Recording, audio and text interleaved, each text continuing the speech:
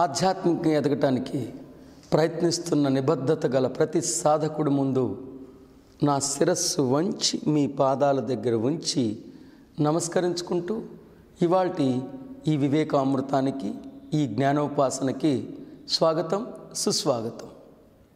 ఇవాల్టి రోజు వివేకామృతంలో మనం అధ్యయనం చేసే శీర్షిక పరమాత్మ.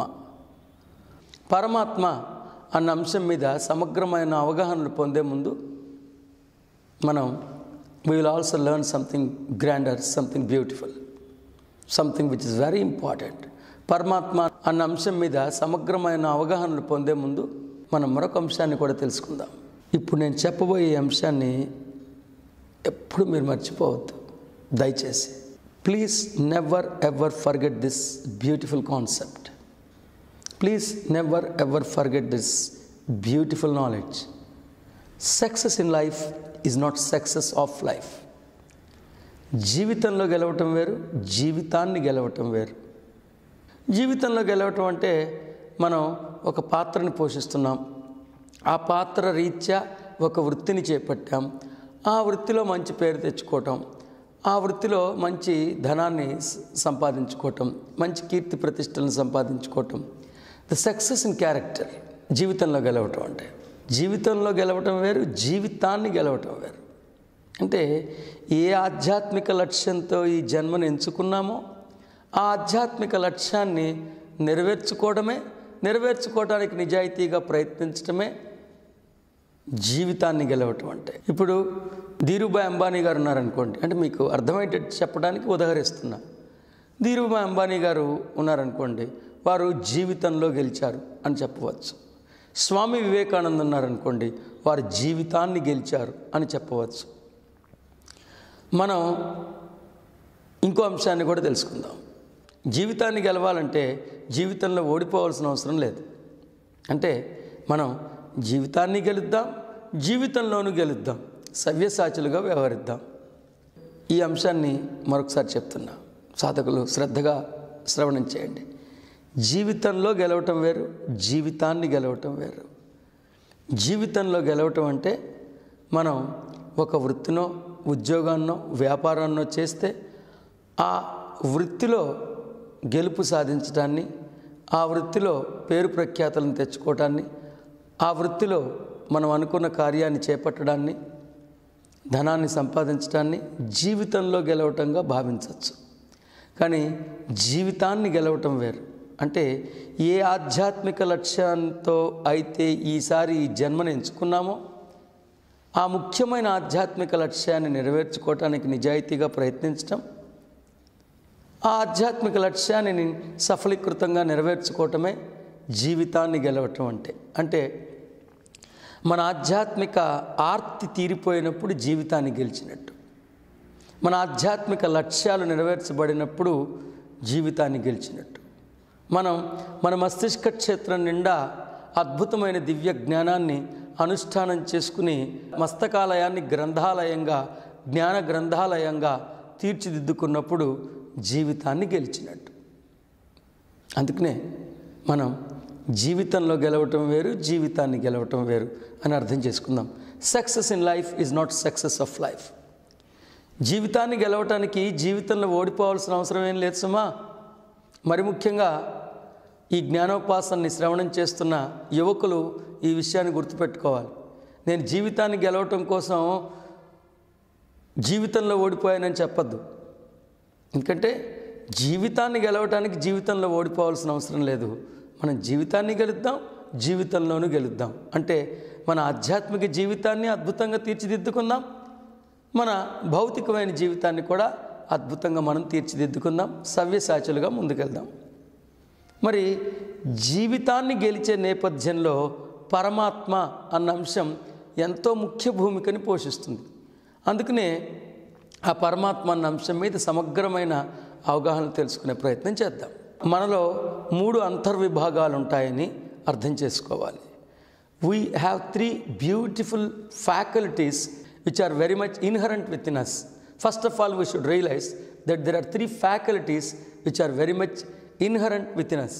అవే పరమాత్మ, ఆత్మ, జీవాత్మ. మరొక్కసారి చెప్తున్నా, ఈ 3 అంశాల గురించి మీకు సమగ్రమైన అవగాహనలు ఉంటే, if you have the comprehensive knowledge of all this 3 beautiful concepts, then it's something greater, grander. It helps vitally for your enlightenment. అంశాలేంటి? పరమాత్మ, ఆత్మ, జీవాత్మ. పరమాత్మ, ఆత్మ, జీవాత్మ. ఈ 3 వేరువేరుగా ఉన్నాయి, కానీ 3 ఒక్కటే. ఇదే ఫస్ట్ మీకు రియలైజ్ అవ్వాల్సిన పాయింట్. ఈ 3 వేరువేరుగా ఉన్నాయి, కానీ ఈ 3 ఒక్కటే. ఏంటి? వేరువేరుగా ఉన్నాయి కానీ ఒక్కటే అన్నది మీకు కన్ఫ్యూజన్గా ఉందా? అయితే వినండి. పరమాత్మ, జీవాత్మ, ఆత్మ 3 నేను.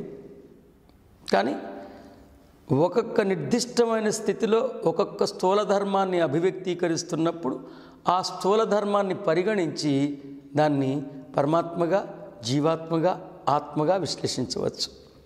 నేనే పరమాత్మని, నేనే ఆత్మని, నేనే జీవాత్మని. అంతేకాదు, ఈ 3 విభిన్నమైన దృక్పథాలని, ఈ 3 విభిన్నమైన అద్భుతాలని ఏకకాలంలో నిర్వహించగలిగే సమర్థత నాకుంది. అందుకే ఫస్ట్ మీరు ఇది రియలైజ్ అవ్వండి. ఏమని? మనలో అంతర్లీనంగా 3 అంతర్విభాగాలు ఉన్నాయని. ఆ 3 పేరే పరమాత్మ, ఆత్మ, జీవాత్మని.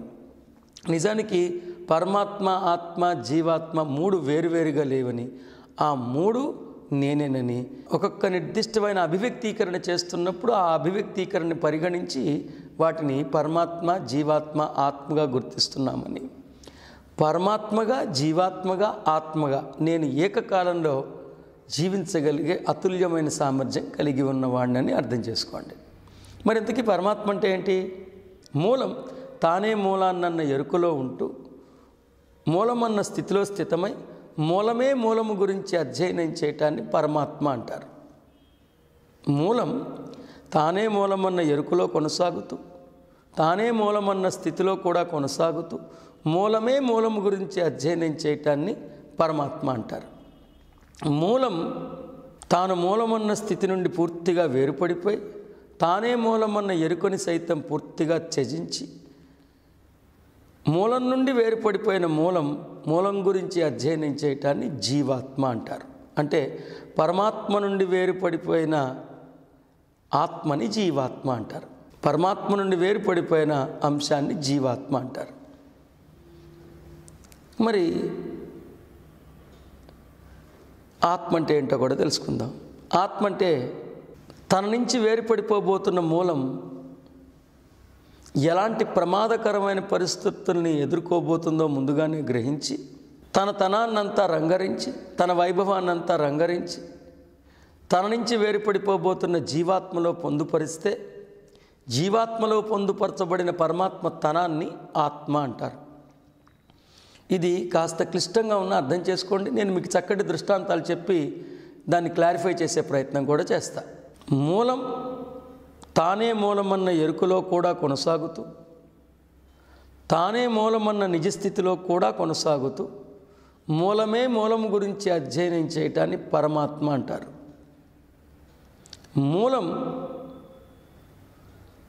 మూలమన్న స్థితి నుండి పూర్తిగా వేరుపడిపోయి మూలమన్న స్థితిని సైతం త్యజించి మూలం నుంచి పూర్తిగా వేరుపడిపోయి మూలం గురించి అధ్యయనం చేస్తున్న ఆ వేరుపడిపోయిన మూలాన్ని జీవాత్మ అంటారు. మూలం తన నుంచి వేరుపడిపోబోతున్న మూలం ఎలాంటి ప్రమాదకరమైన పరిస్థితుల్ని ఎదుర్కోబోతుందో ముందుగానే గ్రహించి తన తనాన్నంతా, తన వైభవాన్నంతా తన నుంచి వేరుపడిపోబోతున్న జీవాత్మలో పొందుపరిస్తే దాన్ని ఆత్మ అంటారు. జీవాత్మలో పొందుపరచబడిన పరమాత్మ తనాన్ని ఆత్మ అంటారు. చిన్న దృష్టాంతం చెప్తే ఇదేమంత కష్టం కాదు. I just clarify with some examples. It is very clear, it is very easy to understand. ఒక మహారాజు గారు తానే మహారాజునన్న ఎరుకలో కూడా కొనసాగుతూ తానే మహారాజునన్న స్థితిలో, అంటే సింహాసనంలో కూర్చుని ఆ రాజ్యాన్ని అధ్యయనం చేస్తే ఆ స్థితిని మనం పరమాత్మ అనుకోవచ్చు. ఈ రాజుగారు తన రాజ్యంలో ప్రజలందరూ ఎలా ఉన్నారో, ముఖ్యంగా పేద ప్రజలు ఎలా ఉన్నారో సింహాసనంలో కూర్చుని నేను చూస్తే వాళ్ళ బాధలు నాకు అర్థమవ్వవు కదా, అందుకే నేను నా సింహాసనం నుండి పూర్తిగా వేరుపడిపోయి నేనే రాజునన్న వేషధారణ కూడా పూర్తిగా తొలగించి ప్రజల్లో కలిసిపోయి అప్పుడు నా రాజ్యాన్ని అధ్యయనం చేస్తాను అని అనుకున్నాడు అనుకోండి. ఆ స్థితిని మనం జీవాత్మ అనుకోవచ్చు. మహారాజు గారు తను అజ్ఞాతంలోకి వెళ్ళిపోతున్నారు కాబట్టి తాను అజ్ఞాత జీవితం జీవిస్తున్నప్పుడు ఎలాంటి ప్రమాదకరమైన పరిస్థితులను ఎదుర్కోవాల్సి వస్తుందో అని ముందుగానే యోచించి ఆయన తన రాజరికపు హోదానంతా, ఆ దర్జానంతా, ఆ హోదానంతా, ఆ స్థోమతనంతా చిన్న ఉంగరంలో పెట్టుకున్నారు. అంటే రాజముద్ర పెట్టుకున్నారు. ఆ రాజముద్రే ఆత్మ. పరమాత్మ, జీవాత్మ, ఆత్మ. ఇప్పుడు చెప్పండి, ముగ్గురున్నారా, ముగ్గురు లేరా? పరమాత్మ, జీవాత్మ, ఆత్మ ముగ్గురు వేరు అంటారా? లేదు లేదు, ముగ్గురు ఒక్కళ్ళే. అది తెలుసుకున్నప్పుడే మీకు అద్వైత సుగంధాలు ఆగ్రహించగలుగుతారు. ద్వైతం చెప్పడానికి అన్ని మతాలు ఉన్నాయి. అద్వైతం చెప్పింది ఓన్లీ సనాతన సాంప్రదాయం అని గుర్తుపెట్టుకోండి. ద్వైతం ఉపదేశించడానికి వందల వేల మతాలు పుట్టుకొచ్చాయి, కానీ అద్వైతం ఉపదేశించింది కేవలం సనాతన సాంప్రదాయం అని గుర్తుపెట్టుకోండి. అద్వైతం అంటే ఏంటి? పరమాత్మ నేనే, జీవాత్మ నేనే, ఆత్మను నేనే అని అర్థం చేసుకోవటమే అద్వైతం. అసలు ఎందుకు తెలుసుకోవాలండి ఈ పరమాత్మ గురించి, జీవాత్మ గురించి, ఆత్మ గురించి అన్న మీకు సందేహం వస్తే, విద్య, వేదం, వేదాంతి. మరొకసారి చెప్తున్నా, విద్య, వేదం, వేదాంతి. అంటే మానవుడు తెలుసుకుని తీరాల్సిన అంశం. అంటే మానవుడి చేత ఖచ్చితంగా తెలుసుకోబడాల్సిన స్థోమత కలిగిన అంశం.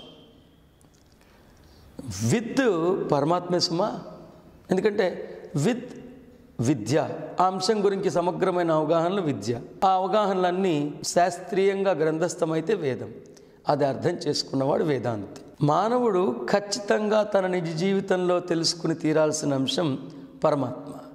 మానవుడి చేత తెలుసుకోబడగలిగిన స్థోమత కలిగిన అంశం పరమాత్మ. ఎందుకంటే గీతాచార్యులైన శ్రీకృష్ణుడు క్షేత్రజ్ఞ విభాగ యోగం 12వ శ్లోకంలో చాలా స్పష్టంగా చెప్పారు. 13వ అధ్యాయం 12వ శ్లోకం మనం ఒకసారి అధ్యయనం చేద్దాం. అనాది అయిన పరబ్రహ్మయే తెలుసుకోదగినవాడు. కాబట్టి తెలుసుకోదగిన వాడు ఎవరండి?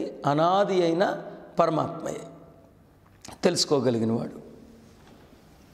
ఎందుకు తెలుసుకోవాలి పరమాత్మ గురించి అని అంటారా? ఎందుకంటే మానవుడికి ఎంత సిరి సంపదలున్నా, ఎంత పేరు ప్రఖ్యాతులున్నా, ఎన్ని భోగభాగ్యాలున్నా, ఆయురారోగ్యాలున్నా,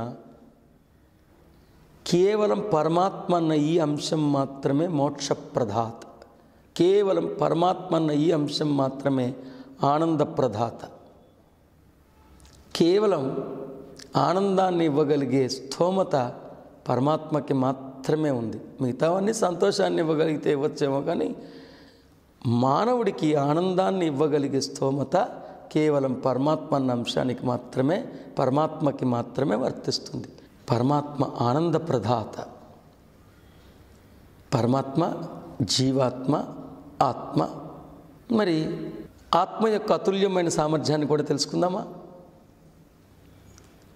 మనం ఇప్పటికే పరమాత్మ అంటే ఏంటో తెలుసుకున్నాం, జీవాత్మ అంటే ఏంటో తెలుసుకున్నాం, ఆత్మ అంటే ఏంటో తెలుసుకున్నాం.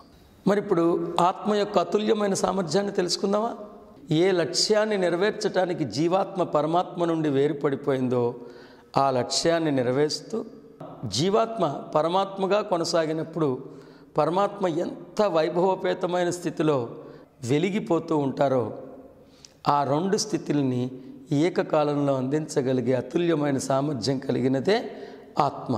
మరొకసారి చెప్తున్నా, ఆత్మ యొక్క అతుల్యమైన సామర్థ్యం.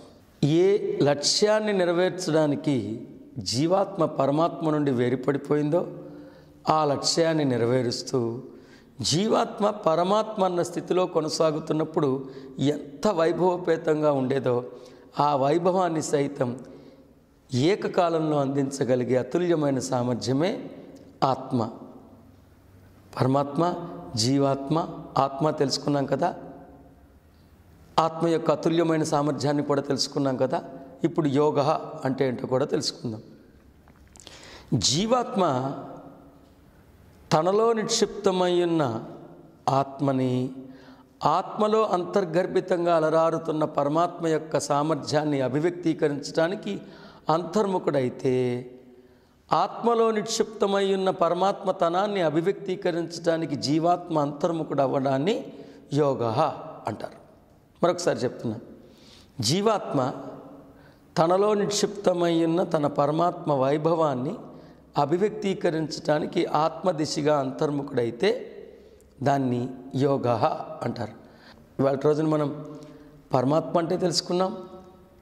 పరమాత్మ నేనే. ఎందుకంటే భగవద్గీత 13వ అధ్యాయం 22వ శ్లోకంలో చెప్పారు కదా, ఈ దేహమునందున్న ఆత్మ వాస్తవముగా పరమాత్మయేనని. పరమాత్మ, జీవాత్మ, ఆత్మ మూడు వేరువేరని చెప్పడానికి నేను ప్రయత్నించట్లేదు సుమా. మూడు వేరుగా ఉన్నట్లుగా కనిపిస్తాయి, కానీ మూడు ఒక్కటేనని, ఆ మూడు నేనేనని అర్థం చేసుకోవటమే అద్వైతమని, ఇదే సనాతన సాంప్రదాయం మరి ముఖ్యంగా మానవుడికి ఉపదేశించిన అద్భుతమైన ఆధ్యాత్మిక శాస్త్రమని, ఈ భూ ఉపరితలం మీద మానవుడు జీవిస్తున్నన్నాళ్ళు ఆ మానవుడిని పుట్టినింటికి చేర్చగలిగే స్తోమత కేవలం సనాతన సాంప్రదాయం ఉపదేశించిన ఆధ్యాత్మిక జ్ఞానానికి మాత్రమే వర్తిస్తుందని నేను అందుబాటులోకి వచ్చిన ప్రతిసారి తెలియచేస్తూనే ఉన్నాను. ఇప్పుడు నేను మీకు విజయము, ఆధ్యాత్మిక విజయము, ఆధ్యాత్మికవేత్త అంటే ఏంటో కూడా చెప్తాను. విజయం అంటే మనం అనుకున్నది సాధించటం, మనం చేద్దాం అనుకున్నది చేయడం. Success means to accomplish what ever we want. Success means accomplishing hour Dzire. కానీ ఒక్కసారి ఆలోచించండి, మనం పొందినవన్నీ ఇవాళ పొందుతున్నాం, ఉత్తర క్షణం పోగొట్టుకుంటున్నాం. ఇవాళ పొంది రేపు పోగొట్టుకునేది విజయం ఎలా అవుతుందండి? ఉదాహరణకి నేను 40 సంవత్సరాలు ఎన్నో కష్టాలు పడి ఒక మంత్రి పదవిని అమాత్యునిగా ప్రమాణ స్వీకారం చేశాను. నా కలలు ఫలించాయి, నేను మంత్రివర్యులను అయ్యాను. ఆ ఆనందాన్ని అందరితో పంచుకోవటం కోసం చక్కటి కమనీయమైన విందుని ఏర్పాటు చేశాను. నా స్నేహితులందరూ విందుని ఆరగిస్తున్నాం, కానీ నాకు ఫోన్ వచ్చింది, నా పదవి పీకేశారని. అది సక్సెస్ అవుతుందా? ఆలోచించండి. ఇవాళ పొంది రేపు పోగొట్టుకునేది గెలిపే కాదు. ఏది పొందితే మళ్ళీ పోగొట్టుకోవటం ఉండదో దాన్ని పొందటాన్ని గెలుపు అంటారు. అదే ఆధ్యాత్మిక గెలుపు, అదే ఆధ్యాత్మిక విజయం. మళ్ళీ చెప్తున్నా, ఇవాళ పొంది రేపు పోగొట్టుకునేది విజయం ఎలా అవుతుంది? ఆరోగ్యం ఇవాళ ఉంటున్నాం, రేపు పోగొట్టుకుంటున్నాం. ఐశ్వర్యం ఇవాళ ఉంటుంది, రేపు పోతుంది. పేరు ప్రఖ్యాతులు ఈ క్షణం వస్తున్నాయి, ఉత్తర క్షణం పోతున్నాయి. ఇవన్నీ విజయాలంటారా? కాదు కాదు. ఏది పొందితే మళ్ళీ పోగొట్టుకోవటం ఉండదో దాన్ని పొందటాన్నే ఆధ్యాత్మిక విజయం అని అర్థం చేసుకోండి. ఎలాగో ఆధ్యాత్మిక విజయం తెలుసుకున్నాం కదా, ఆధ్యాత్మికవేత్త అంటే ఏంటో కూడా తెలుసుకుందాం. ఆధ్యాత్మికవేత్త అంటే ఏది పొందితే మళ్ళీ పోగొట్టుకోవటం ఉండదో దాన్ని పొందటానికి ఏది పోగొట్టుకోవటానికైనా సిద్ధంగా ఉండేవాడినే ఆధ్యాత్మికవేత్త అంటారు. ఏంటి? ఏది పొందితే మళ్ళీ పోగొట్టుకోవటం ఉండదో దాన్ని పొందటానికి ఏది పోగొట్టుకోవటానికైనా సిద్ధంగా ఉండేవాడినే ఆధ్యాత్మికవేత్త అంటారు. మీరు ఆధ్యాత్మికవేత్తలుగా మారి ఆధ్యాత్మిక విజయం సంప్రాప్తిస్తారేమో అని ఆశిస్తూ ఆకాంక్షిస్తూ ఇవాటి రోజు మీకు అనేక అద్భుతమైన ఆధ్యాత్మిక ఆణిముత్యాలతో అలంకరించడం జరిగింది.